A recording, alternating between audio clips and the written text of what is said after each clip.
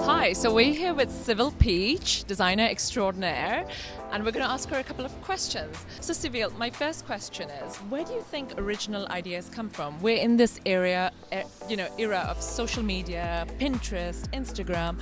Where does your inspiration, where does your original ideas, where do they come from? For me, it's in the problem itself.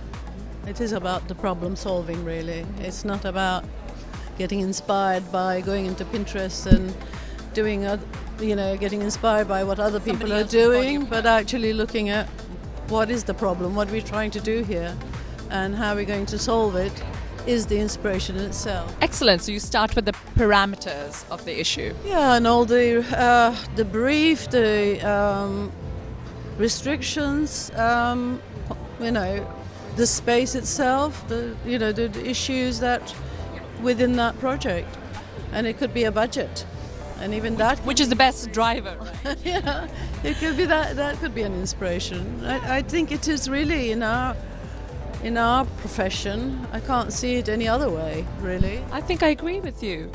There's a lot of young women designers, and obviously you're a role model and icon for many people. What would be your one piece of advice to them? Because, some design is not just about what you create and put into the world. What's your one piece of advice in terms of client management? Because that's the reality of our profession. We've got to pitch, we've got to sell our work at the end of the day. Empathy, I think, is the key word for me. You have to feel what the client wants, or the client is not just one person. It could be a board, it could be but it's actually the users, for me, the people who are going to be living in that space. So you'll have to have empathy, really, to have a good understanding of who you're designing for, and how can you give a supportive environment for them. It doesn't matter what the project is, it's not just about workspace, because that's what I'm, but really actually putting your ego behind you, and think about the users. I think that's it.